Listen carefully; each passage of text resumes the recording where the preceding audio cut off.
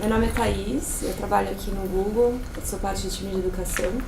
A nossa área começou faz uns 2 anos aqui no Brasil, né? E eu fui uma das primeiras pessoas que vieram para cá para começar essa iniciativa.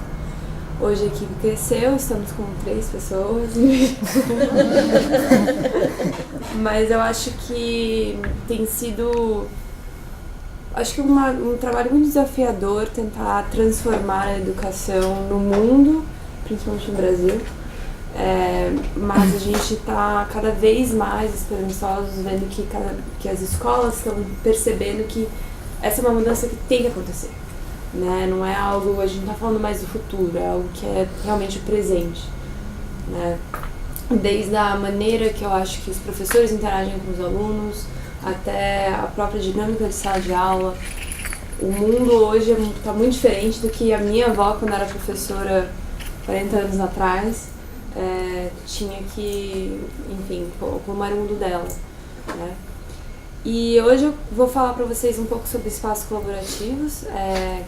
Acho que, principalmente por 2 questões, a gente falou muito sobre quais seriam os temas, etc., mas acho que isso é uma cultura do Google, essa visão de ter cada vez mais espaços que levem a um trabalho mais produtivo. Né? Então é uma coisa que eu estou no Google há 4 anos e eu acho que a gente vivencia muito, né? Essa interação entre equipes, como que a dinâmica pode ser diferente quando você tem espaços como esse que a gente entrou agora. E também porque muitas escolas estão começando a pensar nisso. Né? Eu acho que não só na maneira de vamos pintar uma parede de uma cor diferente, mas realmente como proporcionar espaços que levam a ter um rendimento melhor dos alunos. Né? Kiko, que está aqui, provavelmente consegue falar até mais do que eu sobre o assunto. Imagino. Né?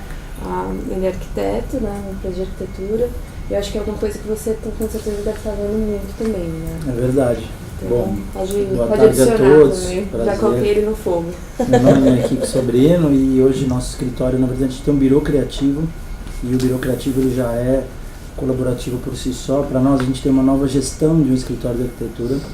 A gente consegue operar com obras no Brasil inteiro com uma inteligência super enxuta, com uma capacitação muito mais veloz de entregas de obras e eficiência de experiência de marca, que é o próximo estágio do que a gente fala aí para a educação, que é uma necessidade. Esse aluno que hoje está dentro de sala de aula, quais são essas novas fronteiras das experiências que a escola vai poder criar para esse cara ter vontade de aprender? Porque acho que é o grande dilema e todos aqui devem ter passado por isso. A escola, como um todo, para quem está aprendendo é chato. Concorda? Ela não é um ambiente que propicia diversão, ela não é um ambiente interessante em nenhum momento e compete com outros ambientes muito mais interessantes para esse adolescente que está lá dentro. Shopping center, o Hopi Hari, o parquinho, a casa do amiguinho, o videogame, milhões de outras coisas que estão competindo com essa vontade de aprender do aluno ou a necessidade de aprender dele e a vontade do professor de ensinar. E só adicionando, por que o Google se interessa, né, pelo espaço físico? E acho que o que a gente vê é que a tecnologia ela demanda uma maneira diferente de aprender, né? E não sempre o livro, o texto, né, a maneira que você dá aula teórica não é a mesma, não leva a mesma dinâmica uma aula com tecnologia. Né? Então acho que isso também a gente vê uma necessidade desses 2 mundos cada vez mais. Verdade. Porque integrado. como a Thaís está falando, eu acho que não tenho certeza, a tecnologia hoje é um membro dessa nova geração dentro da escola, né? Então, ao invés de desconectar ele da tecnologia, aquela mão que você não pode cortar, você aperta. Ao invés de desconectar esse cara do celular ou do tablet, é conectar ele cada vez mais e fazer ele aprender lá dentro. E essa também é uma nova fronteira a ser explorada, inclusive do ponto de vista de educação, né? De como isso pode ser explorado, de como a tecnologia vai estar dentro da escola, mas pode ser um ambiente muito mais atrativo do que o shopping, porque você está envolvendo conhecimento, e tudo que é em relação ao conhecimento para a humanidade é mais interessante, do ponto de vista de pesquisa, né? Quando ele está fazendo uma coisa com um amigo, seja passeando ou jogando videogame, ele está aprendendo alguma coisa e ele quer se aventurar, e por que não fazer isso dentro do universo educacional? Então hoje eu vou falar um pouco sobre algumas... A gente vem conversando muito também com pesquisadores né, ao redor do mundo, pessoas que já implementaram espaços diferentes. Então eu vou contar um pouco do que a gente descobriu nesses últimos tempos de Google for Education e falar um pouco de Google também, né, como que a gente tem uma experiência no nosso dia a dia diferente de outras empresas. Podem me parar em qualquer minuto, se tiverem dúvidas, comentários, enfim, tá bom? Bom, isso aqui eu acho que eu não preciso nem entrar muito a fundo, né? Sala de aula é a mesma. Se coloca minha avó tem 84 anos, se colocar ela na sala de aula, ela já sabe, não, me dá ali, tudo bem, mudamos o giz por um marcador, mas é o mesmo conceito, né? Ela navega tranquila. Mas eu acho que hoje a aprendizagem pode estar em todos os lugares. Eu acho que isso é uma das maiores desafios que nós temos, é como ter a aprendizagem fora da sala de aula em qualquer momento, né? Porque isso acontece, uma vez que o aluno sai da sala de aula, ele está aprendendo aqui, né? Ele está aprendendo no corredor da escola. Então, como que a gente consegue aumentar os pontos de contato que a educação pode ter com o aluno, tá? Hoje a gente fez um estudo e a gente descobriu que realmente a aprendizagem hoje está correndo mais de ponto A a ponto B, ou seja, quando você está no ônibus, quando você está no carro, do que realmente quando você está dentro da sala de aula, né? Hoje eu vou para academia, eu escuto podcast. Você está aprendendo de alguma maneira, né? E N outros cases que a gente pode falar. Isso aqui é aparentemente uma sala de aula moderna, mas eu desafio vocês a olharem um pouco mais para essa foto. O que realmente mudou? A gente trocou o analógico. O meio só. Tecnologia. Só tecnologia. Mas ainda é uma aula estática, ainda é uma aula expositiva. Exato.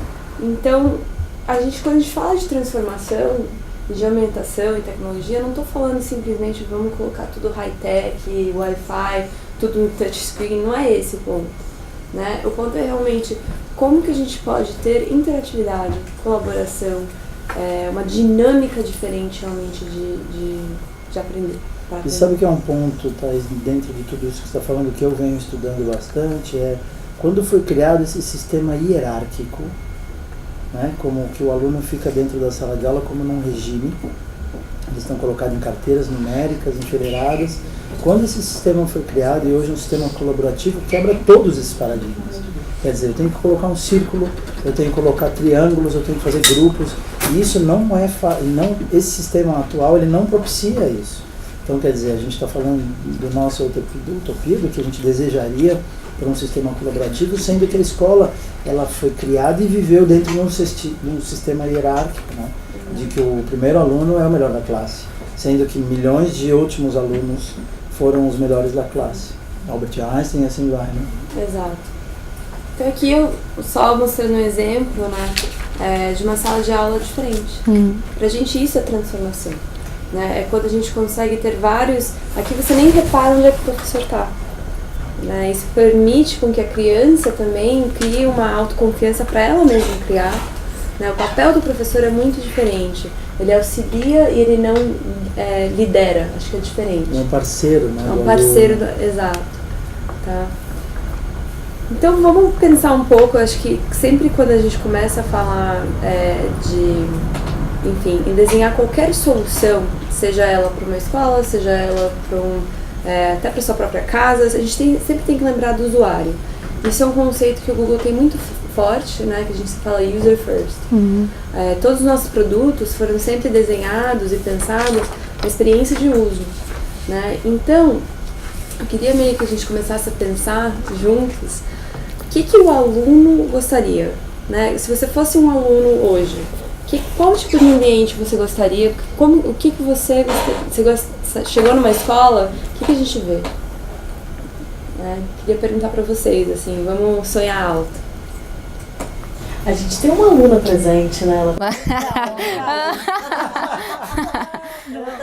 Mas posso te falar que essa vivência com o aluno é muito importante, porque na Educar ela foi comigo. E nós vimos umas coisas da Smart Lab, até em relação à arquitetura, alguns projetos, algumas coisas assim.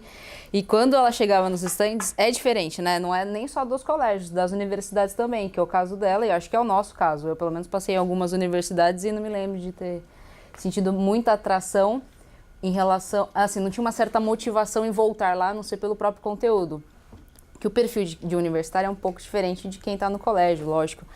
Mas também acontece essa falta de motivação e acho que até mesmo a assiduidade desses alunos universitários cai, né? Porque... Nem a faculdade de arquitetura, que deveria ser muito bacana por si só, o campus, ele é um lugar rígido, frio, né? Técnico, vamos dizer assim. Não um lugar apaixonante que faz você volta mais pelo conteúdo do que propriamente pelo ambiente. Talvez a gente não precisa nem ir tão longe, né? Como que a gente gostaria que talvez o nosso próprio ambiente de trabalho fosse diferente. Claro.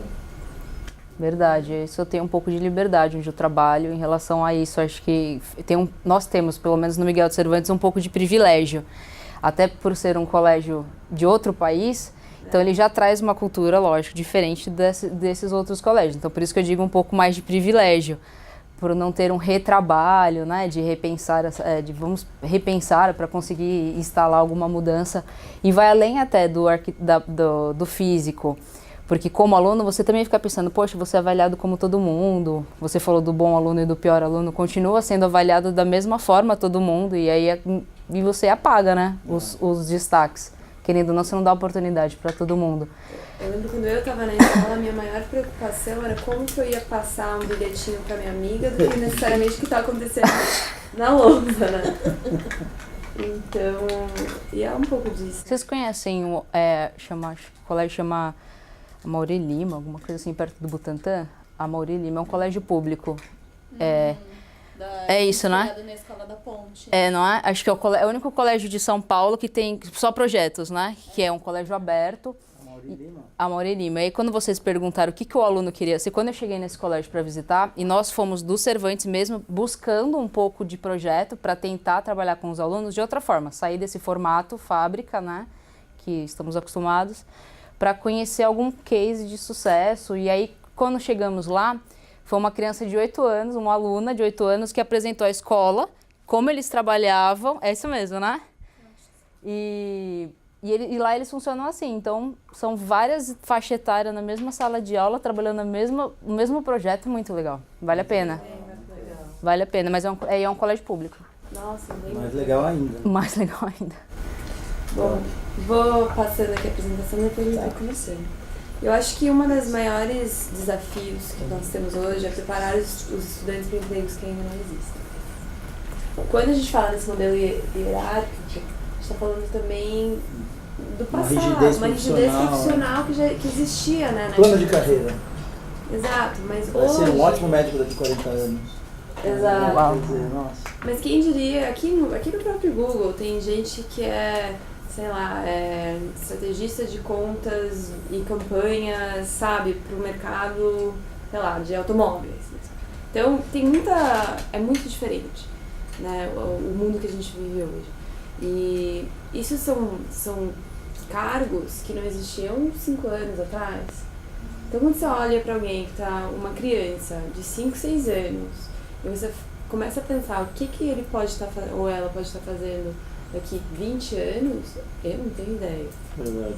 Tem conversas por aí até que nem vai mais existir salário, né? Não sei se vocês já viram esses testes que estão fazendo nos Estados Unidos. Então, eu acho que o que é mais importante é a gente lembrar que a gente está estamos ali para formar seres humanos, né? A gente fez uma pesquisa, 60% dos estudantes de hoje trabalharão em carreiras que ainda não existem. 60%. Aí você não acha que isso também é um pouco, claro que é uma mudança cultural, acho que mundial em relação assim, uma onda das necessidades que o mundo vem tendo, e a gente, acho que viu a necessidade de mudar a base. A base é onde está o ensino, a base é onde vem realmente a aculturação das pessoas.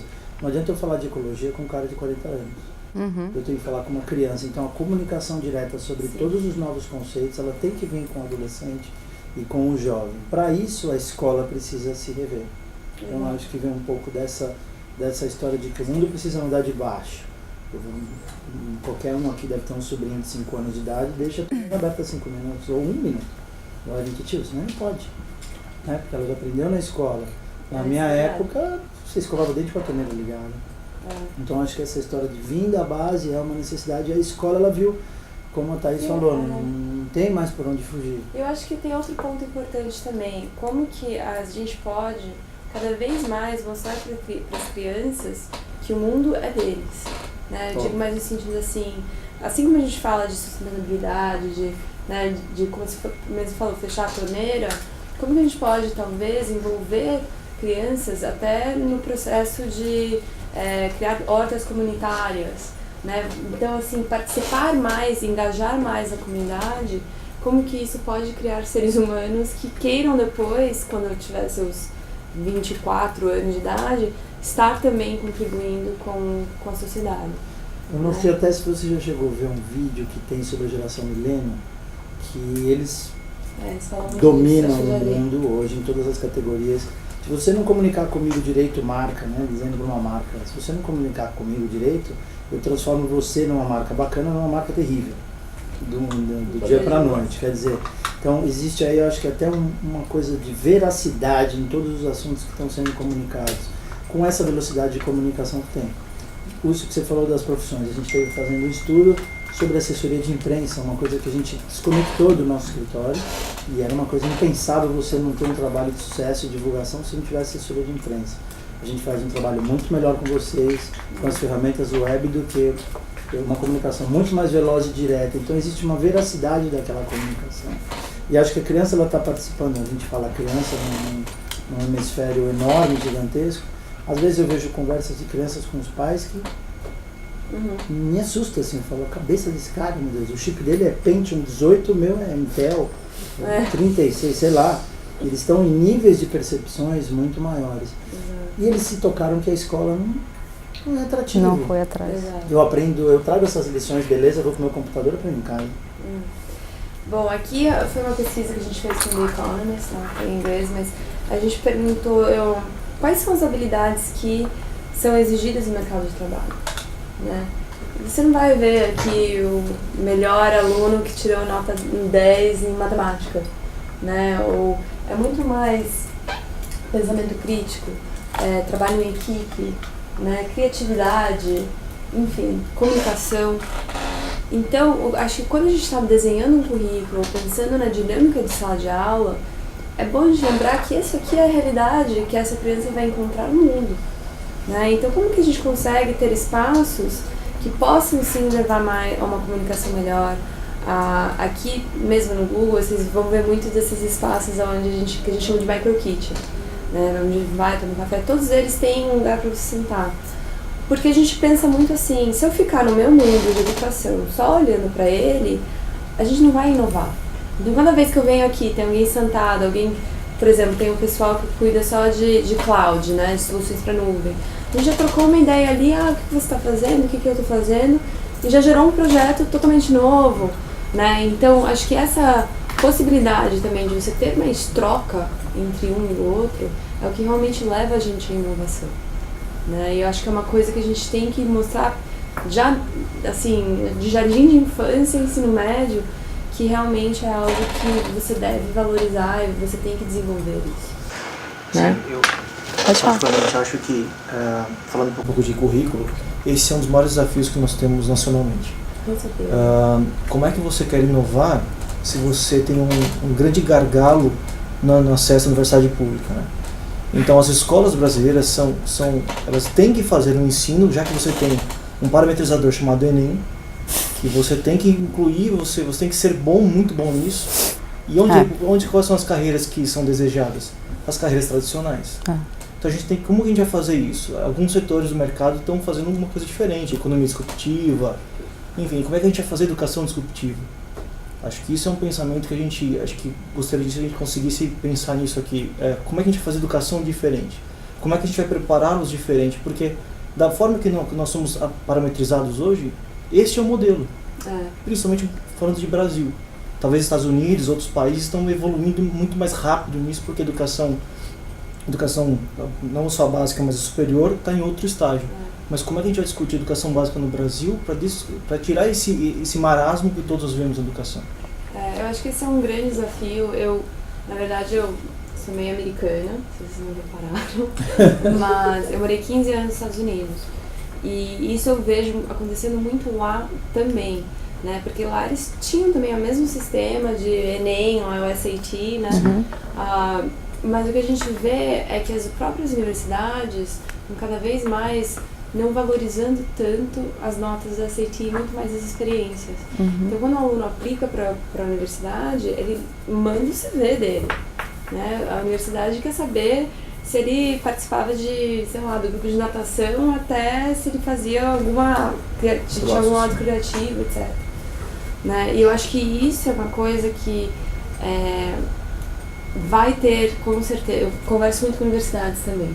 Eu acho que cada vez mais a universidade também está vendo um desafio de retenção daquele aluno, né? Porque a universidade também é chata. Porque o aluno não vê mais valor. Ela acaba formando, por exemplo, você tem um nível de aprovação numa USP ou uma outra universidade de ponta, quem vai para a USP? O melhor aluno. Não é talvez o mais criativo, talvez o melhor resolvedor de problemas, mas é o que melhor pensa matemática, o que melhor pensa, o que melhor escreve. Ele pode ser esse solucionador de problemas? Pode. Mas não necessariamente ele é o mais criativo. Então você tem um totalmente diferente o discurso, né? O speech é totalmente diferente. E aí como a gente vai resolver isso? E eu acho que assim, agora eu tô falando pessoalmente, tá? Com certeza o Enem existe, é uma realidade. Mas eu acho que do ponto de vista de escola e aprendizagem, eu estaria muito mais preocupada se esse aluno vai ser um bom cidadão do que necessariamente se ele vai passar um Enem ou não. Natural. Né? Essa é a missão. Eu acho que e para isso, eu acho que a gente tem que pensar, coloquei aqui algumas fotos aqui no Google, tá? Em alguns outros escritórios, mas como que é o mundo hoje, né? Como que talvez você pode dar uma aula de matemática, não precisa ser o professor aqui, os alunos. A gente pode ir no parque, a gente pode, eu já vi uma aula de acho que era quarta série, onde eles iam fazer uma receita de um bolo. Né? E cada aluno em sua turma tinha que fazer a busca de quanto custava a farinha, quanto custava o chocolate, etc. Para eles depois no final fazerem realmente, colocarem a mão na massa, literalmente, e fazerem o bolo. Então acho que isso é o tipo de experiência que fica com a criança. Né? Que lá na frente, quando ele for fazer o Enem, ele já tem o raciocínio, que é a parte mais importante de se desenvolver. Né?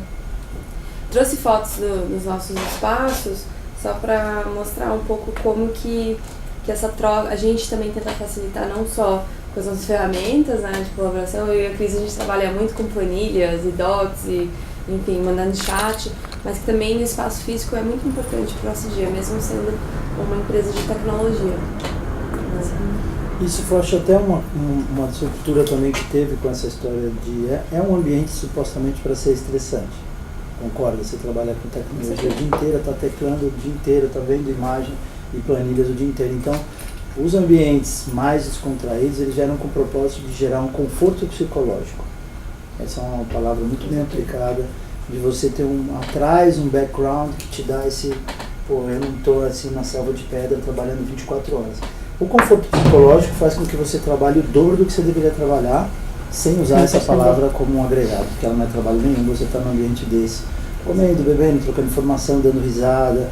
E as empresas de tecnologia que disseminaram isso no mundo, todas elas, Google, Microsoft, algumas outras como Starbucks, ou algumas outras que botaram o business junto com o negócio. E aí foi havendo uma disruptura em outras escalas, que se chegou hoje na educação, porque se perdeu muito espaço dentro da escola. Sim. Aqui eu vou falar algumas dicas, né, coisas que a gente já viu e leu e, enfim, que a gente conversa muito. Está em inglês, mas a gente vai retraduzir. Relax. Né? Primeiro ponto é quando eu conversei com uma pesquisadora que chama Prakash Nair.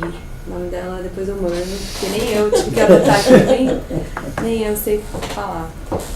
E ela fez um estudo em relação a como que esses ambientes né, que você tem mais espaço, o pé mais direito é mais alto, né, e como que algumas linhas e curvaturas dentro da sala de aula influenciam a aprendizagem. Tá? E um neurocirurgião, o nome dele acho que era Gente, é tudo nome estranho, tá? Mas era Oshin Vartanian, tá? Ele literalmente, eles fizeram um estudo e olharam como que o cérebro, ele acende ou não, dependendo do ambiente que a criança estava. E eles separaram que nesses ambientes que são mais abertos, né, que tem um pouco mais de espaço e tem assim uma curvatura no teto, etc., ele acende uma parte do cérebro de emoções, né, onde você vê que é mais agradável para o aluno, né? E essa questão do pé direito alto dá uma sensação de conforto e de atenção, né? Então achei muito interessante como que a dinâmica do espaço é uma coisa, enfim, é ciência. Eu não estou falando assim, é legal porque é bonito. E tem milhões de outros níveis, como a incidência de luz, como a aromatização. Estamos chegando lá. Milhões de... Vai chegar lá? Acho que assim, o conforto, acho que a gente sempre tem que lembrar, é confortável ou não. É uma coisa que a gente não fala muito, mas assim, gente, aquelas cadeirinhas, né, sei lá, não dá. E não é uma questão assim, não é confortável, é chato. É que distrai. Tenta sentar num negócio daquele por sei lá. Quem não tem carne, não... Vai além da ergonomia, né? Você fica, vira pra esse lado, vira pra aquele. A ergonomia é importante, né? Então, principalmente quando a criança está se desenvolvendo. Né? Você vê tanta criança assim, já desde pequenininho. Né? Então, acho que são coisas que a gente tem que levar em consideração. Né? É confortável? Você sentaria ali o dia inteiro? Porque o professor também fica levantando, ele senta, ele levanta. A criança não. Com certeza geram problemas, é o que você falou, de postura no futuro. Com certeza. Dependendo do aluno, né? A questão de luz também, acho que é uma coisa muito importante a gente lembrar como que isso influencia até o processo, uma coisa que tem mais um nome estranho. A Lisa Rechen, tá?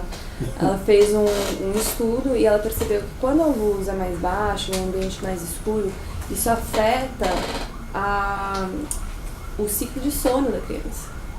Então não é só uma coisa que ela fica cansada, ela não dorme legal, ela se cansa mais, né? Então a recomendação sempre olha, luz natural, né? Quanto mais, principalmente de manhã, eu acho que é muito importante, né? E quanto mais a gente começar a pensar nesses fatores, eu acho que melhor a gente vai começar a desenvolver até a própria dinâmica de currículo, etc. Né? Tem uma fotossíntese né, da criança. Com certeza. Boa.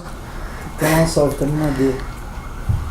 E aí a última questão que eu queria falar um pouco é ensinar em 4 dimensões. O que a gente quer dizer com isso? Primeiro, criar a ilusão de espaço. Né? Então, eles falam muito assim sobre como você colocar espelhos ou ter, às vezes, arrumar as cadeiras de uma maneira que pareça que a sala é maior, né? Que isso faz com que seja um ambiente mais confortável. Né? Segundo, envolver os alunos, né? Então ter uma dinâmica, uma sala de aula onde você possa criar projetos que a criança construa junto com o professor, né? Então não seja só uma coisa o professor aqui e as crianças lá, mas como que a gente pode ter projetos onde cada um está em times e você faça uma dinâmica de sala de aula onde a criança está construindo junto com os amigos, né? Ou junto com o próprio professor. Aqui fala muito sobre o estímulo visual, né? E como a criança presta muito mais atenção quando você troca, às vezes, a sala de aula. Né? Então, você ter uma sala de aula modular, onde você possa colocar as cadeiras aqui no mesa, e no mês que vem vamos mudar, vamos fazer um U. Acho que essa do diferente faz com que a criança sinta-se mais à vontade, ele muda, né? Principalmente hoje com nem é mais milênio, geração que é Z, sei lá. Isso aí. Eles estão muito acostumados com mudança. Então você entrar no mesmo lugar todo dia, cansa. Eu acho que incentivar também a escola a pensar como que a sala de aula pode mudar. Não precisa ser só, né, as cadeirinhas, pode até ser, mas sei lá, semestre que vem a gente está aprendendo alguma coisa nova, vamos mudar. Né? A gente gosta disso, adultos gostam disso. Excursão. Né? Eu acho que às vezes você pode pegar com a criatividade. Ok, você tem aquelas cadeiras, mas qual formato que eu posso dar aqui para envolver os meus alunos? Essa questão de time, ela é sensacional em pensar. Porque você só muda a posição das cadeiras quando você vai fazer um trabalho em equipe. Mas por que não antes?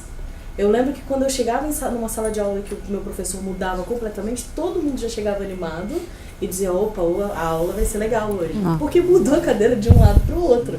Já faz uma diferença, já traz essa sensação de conforto e de imaginar que hoje eu vou ser envolvido na aula. Isso é muito importante, né? Eu acho que o último ponto que eu ia falar é o design for experience, né? Design para experiência. Então, não é simplesmente pintar uma parede ou mudar as cadeiras.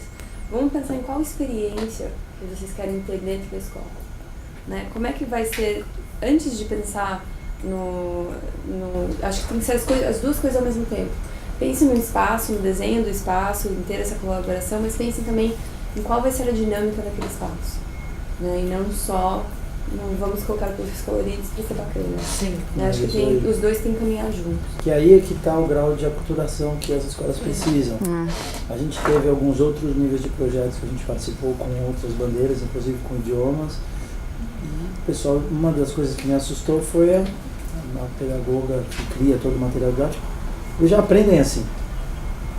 Para a escola de crianças, já aprendem assim, a escola toda de pedra. Já aprendem assim, quer dizer, para ela era uma coisa totalmente descabível a gente mudar as cores ou mudar o conceito da sala, porque ela achava que ia atrapalhar no aprendizado. Então também existe um limitador de aculturação dessas pessoas no geral, né? Não falando de uma pequena grande escala. Mas isso acho que a gente vai aos poucos. E aí eu queria trazer alguns exemplos de coisas que a gente está vendo aí pelo mundo. Esse aqui é um arquiteto, Eduardo Capozzo. Ele acabou de ganhar um projeto de uma escola que ele trata a escola como se fosse uma fazenda. Então é legal que a escola está no centro, né? Você pensa na escola, você tem a técnica, ele queria realmente trazer esse conceito da criança estar mais em contato com a natureza.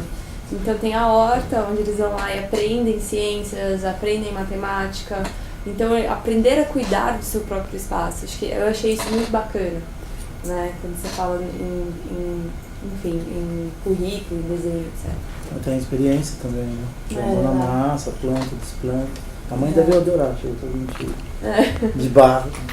Tem um museu, não sei se vocês conhecem, em Miami, que é o Children's Museu, que ele é focado nas profissões, né? Então ele entra, a criança passa pelo banco, brinca com o dinheiro, passa no mercado e tem um carrinho de supermercado. Eles fizeram uma coisa pouco parecida aqui no Shopping Eldorado, que é Kidzania. E aproveitando até com o seu slide anterior, no Eldorado, na frente do Kidzania, agora tem uma casinha que o shopping comprou, chama Eco Kids. E a ideia é a mesma. Então agora para as crianças nas férias, quem quiser levar os filhos ou quiser dar dicas, todo dia está acontecendo, acho que até 14 anos de idade pode participar. E aí é isso, eles explicam um pouco. Tá voltado um pouco mais para pegada ecológica, assim, mais, né, footprint. Então, as crianças vão aprender alguma coisa e no final faz um objeto. Tem um pouquinho de profissão também lá. Tem, né? tem. Profissão, eles se identificam com a profissão e trabalham. Não, esse já é no Kidzania, que é atrás, assim, onde tem um avião. Eu li um pouco e teve uns amigos que foram com os alunos. Então, é que coincidentemente tinha os dois. Muito, muito bacana. Esse do Kidzania é só um pouco caro, eu achei, confesso. Achei um pouco. O Kidzania. Esse do Shopping Eldorado. Isso. Não me lembro, mas era R$100, alguma coisa assim. Eu achei um pouco caro. Mas é isso, vai passando por... No meu caso, vem de Limeira pra cá, você vai gastar quase R$200 de deslocamento. E aí o pai quer almoçar de domingo, já gastou R$100 pra ver. Tem 4 filhos e aí? Não, esquece. Mas o projeto é bacana. E eu acho que o projeto podia estar nas suas escolas também. Claro. Outro exemplo é o OutSchool, vocês já ouviram falar? Não. OutSchool tem investimento do Mark Zuckerberg, que tem... Basicamente, o que aconteceu foi... Essa geração de startup agora, tá todo mundo tendo filho, né? E eles lá no Silicon Valley falaram, não gosto do jeito que a escola é, vamos criar uma escola. E criaram essa startup, investiram no OutSchool, hoje já tem, acho que quase... Acabei de ver que abriram em Nova York, em Boston, mas já estão expandindo internacional também. E é uma cultura muito de personalized learning, né? Então eles falam muito de como cada criança pode ter seu próprio currículo, etc. Mas eu trouxe o exemplo porque a parte mais bacana, na minha opinião, é a parte de dar mais para a comunidade. Então todas as séries têm algum projeto com a comunidade. Então, por exemplo, vamos fazer um bolo, eles vão lá na padaria aprender a fazer o bolo com o padeiro, já trazem a receita com todos os cálculos, né? Vamos plantar uma árvore, vamos... Então, assim, eu acho muito bacana pensar e também sair da escola, né? Como que essas experiências podem conectar mais as cidades, as regiões, os próprios pais, né? na experiência de aprendizagem. Muito legal. Queria trazer um exemplo da América Latina, para falar que não são só os gringos, né? Vocês já ouviram falar da Inova? A Inova, na verdade, foi uma escola que foi desenhada pelo IDEAL, que é uma agência de criatividade, etc. Né? É uma escola pública, o custo é tipo R$130 por mês, é super barato estudar lá. Mas eles criaram toda a escola para ser modular também. Eles realmente inseriram a tecnologia dentro do currículo. Todos os espaços você pode... Depois eu tenho um link de tudo isso, eu vou mandar para todo mundo. Você pode se ambientar em todas as aulas, são bem diferentes, pode jogar móvel de um lado para o outro, as paredes se movem também, enfim. Legal. E o último é um exemplo brasileiro, que é a Escola Mater Dei, não sei se vocês já ouviram falar. Sim. O que eu acho mais legal da Mater Dei é que cada vez que eu vou lá, eu não consigo achar o professor.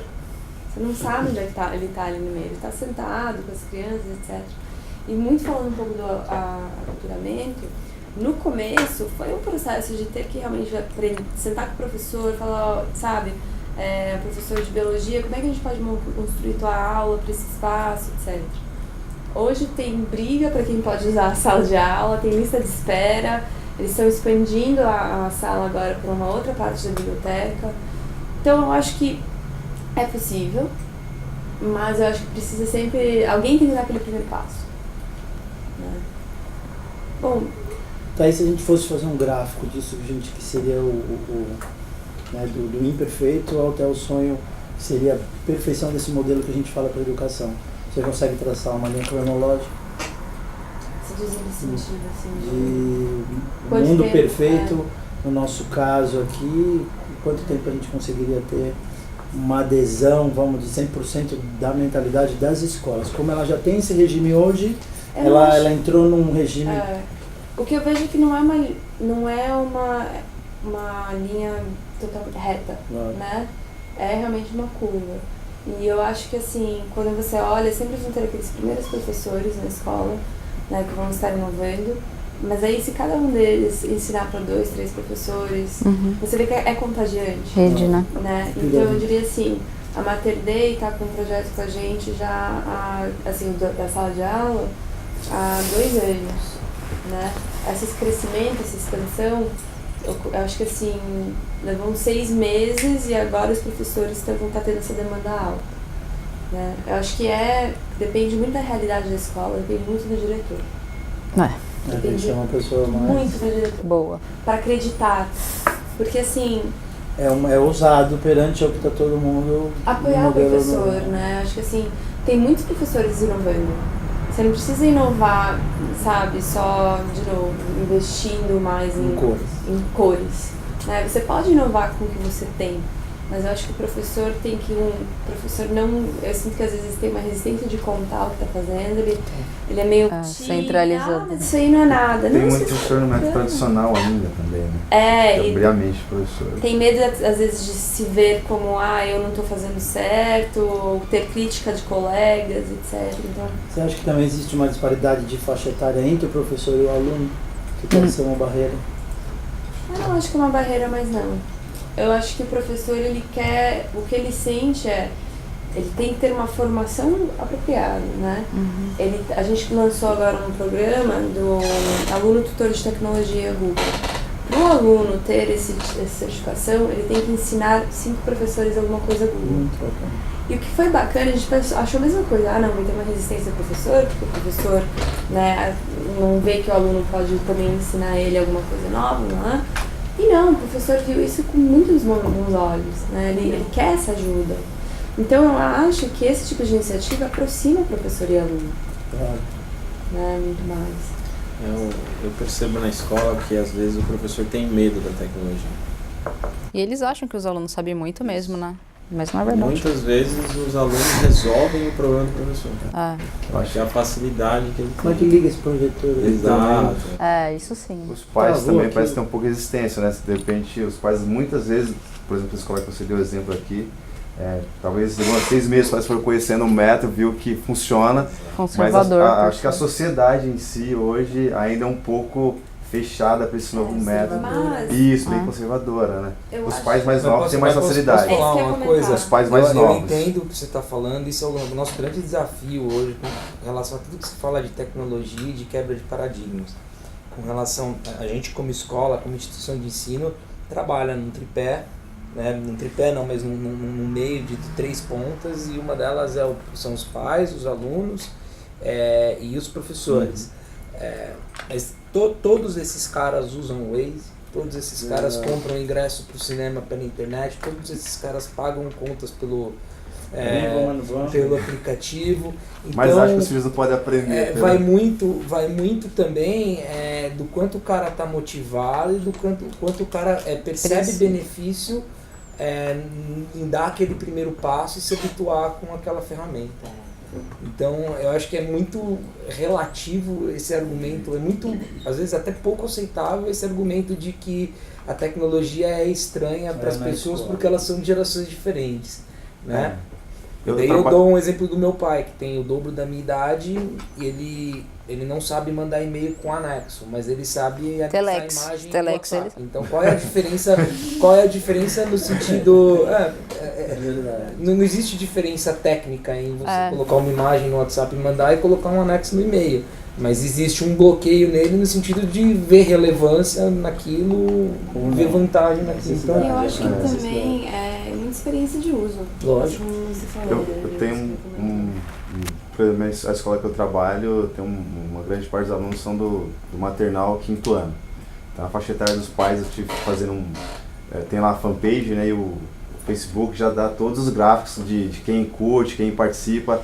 E eu vi que os pais são de 23 a 35 anos. Então, assim, quando você posta algo da escola, tem dias que tem 1.000, 6.000 pessoas que curtiram ou que comentaram a publicação. Então, esses pais são bem ativos. Aí os pais do 6º ano, já um pouco mais velho, já não participam tanto das atividades com os alunos, que é postada na fanpage da escola também. Então, está se abrindo o espaço para os pais da tecnologia. Você pode ter certeza que a hora que ele vê vantagem nisso daí, ele vai mergulhar. Não, o portal da escola eles não acessam mais, mas você posta na fanpage, todo mundo vê. O portal da escola, acesso é assim mínimo. Isso porque tem boletim, tem nota, que ainda não tem acesso na fanpage. Mas a fanpage... E a dificuldade é a mesma. É isso mesmo. O login é a mesma dificuldade. É isso mesmo. Bom, aqui é só alguns comentários pra gente também falar um pouco mais. Um dos artigos que eu vi chama Lifelong Kindergarten, então uma vida de jardim de infância, né? E eu acho que é interessante a gente... Lembra como é que é a dinâmica do jardim de infância, dos pequenininhos? Eles colaboram, eles trabalham em equipe, eles pintam juntos, eles sentam juntos. Por que isso desaparece? Né? Por que isso desaparece nos outros anos? Então, acho que uma coisa que eu queria colocar aqui é como que a gente pode realmente ter o jardim de infância em todas as idades. Né? Muito bom o tema. Se você pegar uma sala de jardim de infância e botar ela numa proporção para um adulto, ela seria muito mais legal do que uma sala com as mesas todas enfileiradas, na mesma cor, né? Bem bacana. Então eu achei isso uma observação interessante. Para quando vocês estiverem pensando nos seus espaços, vão no maternal, vão no jardim de infância, vê como é que é a dinâmica lá. Não é muito longe do que eu acho que a gente... Por que a escola fica chata? É tão legal quando você é pequenininho e depois fica chato. Né? Bom, e aí acho que a gente já conversou bastante, mas acho que queria também incentivá-los a falar um pouco mais sobre as experiências que a gente quer proporcionar, o que seria o sonho. E a gente pensar aqui, discutir, ver é possível, não é? Tão longe, não é? Eu acho que é possível. No meu caso... Qual colégio que é? Eu sou do Colégio Adventista, então eu até colocar que no meu caso, nós somos uma rede. Não que eu não possa implementar uma sala dessa, mas na região onde eu moro, em Campinas, nós temos 7 unidades que fazem parte de uma sede administrativa. Então, eu posso implantar na minha escola, tenho total liberdade para levar o projeto para a minha escola, mas o interessante é que todos trabalham igual, porque como é uma rede, quando o pai sair da escola, ele vai para outra unidade, ele precisa ter a mesma coisa na outra unidade escolar. Então, eu posso implantar com um projeto piloto e seria, com certeza, que quando dá certo, isso expande para a rede. Isso é muito bom, a nível de rede, o que é bom, eles aproveitam para todas as escolas. Mas eu acho que é interessante, eu acho que dá para aproveitar muito. O que eu estava falando do Cervantes, não sei se todo mundo conhece, já entrou no Miguel de Cervantes. Quem ainda não conhece, tá convidado, pode acompanhe, faça uma visita. A Bruna conheceu, sabe, tem alguns ambientes, uns espaços lá que são bem jardim de infância, assim, que dá vontade de ficar lá até para um momento de descompressão, depois do almoço, alguma coisa assim, é muito legal. E tão breve faremos um prédio verde lá. Isso é muito legal para São Paulo até, um colégio com prédio verde e tal. E é super adequado ampliar esses ambientes, né? Até se depois vocês puderem visitar, para me dar mais sugestões. Eu vou dizer uma coisa assim, quando a gente começou a trabalhar com educação, eu vinha de hotelaria, que também envolve experiência, envolve o user first, o guest welcome, feel welcome, na verdade. E aí, quando a gente começou a trabalhar com educação, as primeiras escolas que eu visitei não foram só em São Paulo, inclusive fora, em Miami, em outros países. E as 11 primeiras escolas do mundo, uma é completamente diferente do outro, e uma delas me assustou, que é em Juárez, no México, que é uma escola que seria de ser um lugar super pobre, super difícil no contexto social, e é uma das melhores escolas do mundo, que não tem grade. O aluno, ele escolhe o que ele quer ser. Então são laboratórios dentro da escola, e aí você tem um laboratório de fotografia. Se esse cara sente que ele é um fotógrafo, ele vai para o laboratório de fotografia. O professor não incentiva, em nenhum momento ele quer descobrir isso, a essência de cada pessoa. E aí, quando a gente começou a visitar as escolas, eu fiz questão de entrevistar várias crianças e usuários das escolas. E os desejos deles, de cada usuário da escola, é o que me deu as dicas para desenhar a escola do futuro. Porque, poxa, para que eu vou criar a qualidade que eu tenho se os caras estão usando? Tio, para que é isso? Tio, para que é aquilo? Quer dizer, a gente começou a lidar com ergonomia e medir a altura dos alunos que iam usufruir dos utensílios que a gente ia colocar na sala, que também é uma coisa que me assustou. A maioria das escolas não usa essa padronização de ergonomia. E eles que me deram as dicas de tudo que você pode imaginar, de cor, de forma, de diversão dentro da sala, o próprio aluno. E a gente fica criando, pensando e tendo milhões de ideias, aquele cara que está ali como primeiro usuário, ele é o que mais tem informação sobre o ambiente que ele vai estar todo dia. Eu queria que fosse um shopping, eu queria que fosse igual um cinema, eu queria que eu pudesse ver vídeo, ou seja, tem que ter um projetor. Eu queria que fosse um shopping, tem uma escola em Recife que eu visitei, que eles têm uma feira com todas as frutas que os alunos podem consumir e eles mesmos são vendedores da feira todo dia. Então, em troca, uma sala é vendedora e outro dia a outra sala é consumidora. E aí eles criam vários tipos de produto para vender entre os alunos. Uma delas que eu vi que foi super bacana, uma capa de iPad prova d'água. Eles criaram dentro da escola crianças de 7 a 10 anos, criaram uma capa com plástico. É incrível quando você dá liberdade para crianças, o que eles criam. É incrível. A gente teve um projeto até enfim, que a gente fez também para estimular a utilização do App Inventor, né, para desenvolvimento Android. E umas menininhas pequenininhas, assim, 8 aninhos, fizeram um app onde você marcava, você tirava foto onde você tá, para identificar dengue, e daí já tem um mapa, todo mundo que tá utilizando, né? Sabe, é uma coisa que, enfim, acho que são projetos desses, onde você dá liberdade, que você realmente criança te surpreende, às vezes. Miró dizia, né, que ele demorou a vida inteira para desenhar como uma criança. Que era a sabedoria máxima que ele tinha perdido durante a vida e só se consagrou como artista quando ele conseguiu voltar a desenhar com a inocência de uma criança. Sim, mas acho que pensar em questão de quais são as experiências que queremos proporcionar é sempre qual é o melhor formato para dar para o aluno o melhor aprendizado, né? Eu acho que esse é um ponto-chave que todas as escolas precisam pensar e reformular isso. Porque o aluno está aberto ao aprendizado de uma forma completamente diferente hoje. Ele está indo atrás do que ele quer aprender, às vezes sozinho, e às vezes com a ajuda do seu professor, que é tutor também. Mas o que tipo de experiência que eu quero dar para o meu aluno dentro da sala de aula e o que a composição vai oferecer para ele. Na verdade, eu acho que é uma boa pergunta para vocês. Mas eu fico pensando, você já pensou se a escola realmente ela é incrível, esse cara não quer sair de lá?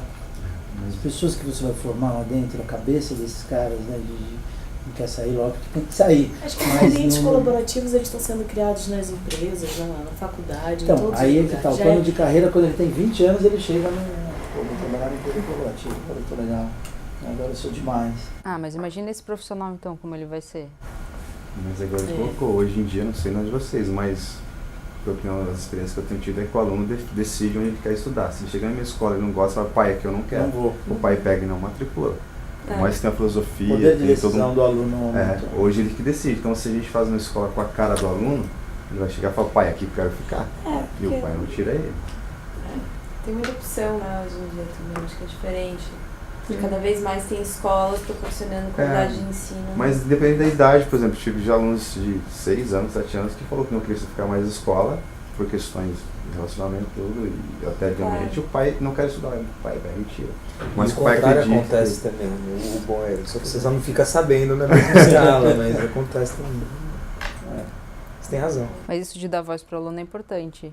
Nem só dentro de casa, mas lá é... Precisa ser ouvido, precisa ser atendido. Quanto mais melhor, mais comitê com o aluno. Essa interatividade pode ser construtiva realmente, de mentes pensantes colaborando em um nível de igualdade. Vai. Eu sou um professor, até porque o professor, o desejo dele é ensinar ou aprender. Né? Por si só, o professor tem isso dentro da essência dele. O sábio ensina ou aprende. E a criança ela tem esse ímpeto de conhecimento, né? Como a gente teve a palestra sobre a biomimética na última vez, o descobrimento. A criança, a gente perde isso quando vai crescendo. Quando você olha uma foquinha com aquela carinha pequenininha ou uma lagartixa na parede, pai, por que essa lagartixa fica na parede? Né? O que é feito que esse bicho fica, ele quer descobrir? O adulto é uma lagartixa na parede. Então acho que isso geraria um novo campo de aprendizado até mesmo para o professor dentro do aluno, até por uma questão de perfil, né? Eu preciso também pensar no coletivo, mas saber que cada um ali é um ser humano diferente, com necessidades diferentes, com uma atenção diferente, né? Não pensar também no sistema hierárquico, que é um método de fabricação de pessoas com sabedoria, com diversas profissões, né? Na verdade, isso é um regime que está sendo mudado aí. Nunca parar de perguntar o que quero ser quando crescer. Eu ainda estou buscando, não sei ainda não. Isso que você falou é uma coisa que se eu fosse estudar hoje, eu estava perdido. Gente, o que eu vou ser? Imagina quantas milhões de coisas que você pode ser. Meu Deus do céu. Ou 3 profissões que você pode ter. Né? Você é analista de internet à noite em casa. Você é... Nossa, tá se revelando, hein? Pô, eu já tenho 4 profissões. Né? Gente, toda vez que acaba uma mesa redonda, todo mundo diz assim, mas já Aqui passa de muito programa rápido, do Jô, né? Mas foi um prazer receber todos Obrigada, vocês aqui. Eu acho que a gente sempre fala que ainda tem muito o que conversar, né? A ideia, se tudo der certo no final do ano, é fazer um grande encontro com todas as pessoas que participaram da mesa redonda. Muito legal. E aí, quem sabe, a gente conseguir falar um pouco mais sobre todos os temas. Eu compartilhei com vocês o livro que a gente tem pensado e estudado sobre, para falar sobre as mesas redondas. Eu acho que é um livro sensacional, ele tem várias ideias, ele realmente inspira. Se vocês quiserem compartilhar com outras pessoas também, fiquem à vontade. E obrigada. Quero agradecer ao Smart Lab também pela parceria. Né? A gente, quando fizemos a parceria com o Smart Lab, foi muito procurando alguém que tivesse a mesma cultura da gente, né? Para acreditar nessa transformação, mas muito pela experiência de uso, né? Que é uma coisa que a gente falou. A gente falou, olha, não dá pra gente ter conteúdo que seja uma nova plataforma, com outro login, com outra visão de aprendizagem. Né? É muito melhor quando você tem algo integrado, onde a gente consiga, do nosso lado, levar a plataforma, né? E do lado deles um conteúdo que seja algo simples para o professor. Então, e cada vez que a gente faz essas mesas redondas, fica mais claro para mim como que as peças se encaixam e ter o parceiro certo nesse processo é super importante. Ia ser legal também se... É legal o evento depois para todo mundo se reunir, mas ia ser legal, sei lá, de repente a partir de hoje, por exemplo, aqui já temos bastante escolas, enfim, que essas pessoas pudessem, de repente, criar uma forma de comunicação até para trocar. Não de eu digo para não centralizar as coisas Pra não reinventar a roda. De repente fiz uma coisa que é muito legal e vocês falam, pô, não pensei nisso. E eu, mesma coisa, eu vou lá falando, que óbvio. E aí conseguimos trocar, mas desde já. História colaborativa, né? Nada centralizador. Falando, cada um vai passar cada dia. Só pra dar continuidade. Mas o Kiko é nosso parceiro, o projeto da sala do Smart Lab Ambiente, ele que construiu, foi pensando em todas... Aquelas fotos do folder é dele? Ó. Chegando lá. Mas você já tem? Já. A Olivia trabalha, a gente trabalha junto. E aí eu também deixo aberto o Lab Factory, que é o nosso estúdio.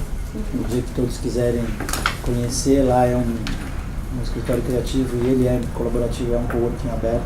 A gente pode marcar um encontro. Onde fica? Marcar no Jardim. Podemos marcar, na verdade, lá a gente gosta de duas coisas. Comer. Essa é porque eu tenho um restaurante para 50 pessoas dentro do escritório, só para closing door, só para amigos e tudo. E depois discussões.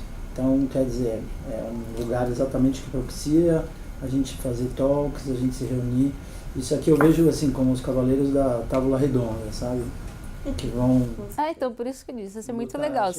Dá uma continuidade. Porque é disso mesmo que as coisas vão se disseminando e se propagando. Sim.